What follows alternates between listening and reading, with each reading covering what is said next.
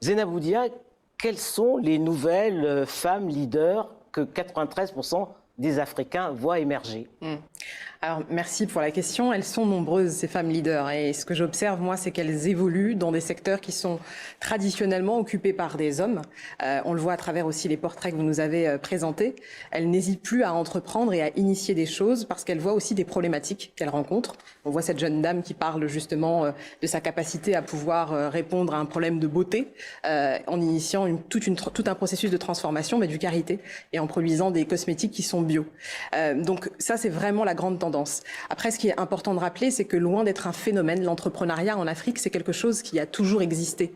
Nos mères, nos grands-mères étaient déjà des entrepreneuses nées, en étant à la fois mère au foyer, en étant à la fois soutien de famille, et puis en étant toujours dans le cercle professionnel. Donc les femmes africaines, on se démarque vraiment par cette capacité à pouvoir être extrêmement responsables. Et je pense que ça, c'est l'atout majeur de ces femmes leaders africaines, c'est qu'elles ont l'habitude d'intervenir sur un spectre qui est large, et elles le font avec talent. Si je devais me définir un mot, ce serait la création. Créer de meubles qui portent un environnement chaleureux, confortable, inspirant. Je m'appelle Paradine Nishime. Je créais Wood Habitat en 2015. On fabrique de meubles en bois. Wood Habitat est né avec mon fils Liam. Quand j'étais enceinte, je ne trouvais pas de meubles pour sa chambre. Et j'ai eu l'idée de travailler sur son berceau avec des artisans. Et de là, je ne suis plus arrêtée.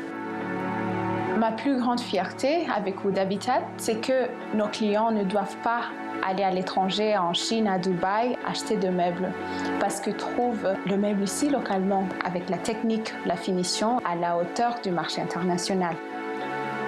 Mon ambition, c'est créer et développer l'industrie de fabrication de meubles à l'échelle du continent. Et si cette industrie peut être portée par les femmes, ça serait super.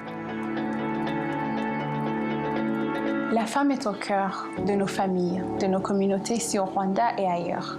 Donc c'est naturel qu'elle soit au cœur de notre révolution à nous, les entrepreneurs en Afrique. Je suis Déborah Adebisi au délégué. J'ai créé More Organics. C'est une marque de soins durables et naturels pour la peau à Lagos au Nigeria. J'ai commencé à utiliser davantage de produits biologiques pour résoudre mon problème de peau. J'ai découvert le beurre de karité et très vite, j'ai constaté une amélioration sur la texture de ma peau. Un jour, lors d'une réunion avec des femmes, l'une d'entre elles avait besoin de beurre de karité. Je lui en ai offert car j'en avais tellement. Elle a tout fait pour promouvoir l'authenticité de mon beurre de karité. En fait, pour notre approvisionnement en matières premières, nous travaillons avec des femmes du milieu rural. Nous nous sommes engagés à ce que notre relation soit équitable avec ces femmes en termes de revenus. Certaines parmi elles sont des soutiens de famille, d'autres financent l'éducation de leurs enfants. Je suis une intrépide et je suis une passionnée. Je crois que chacune de nous peut provoquer des changements partout où nous nous trouvons. Désormais, j'utilise des crèmes et des lotions bio pour changer la perception sur les produits et les services africains de beauté.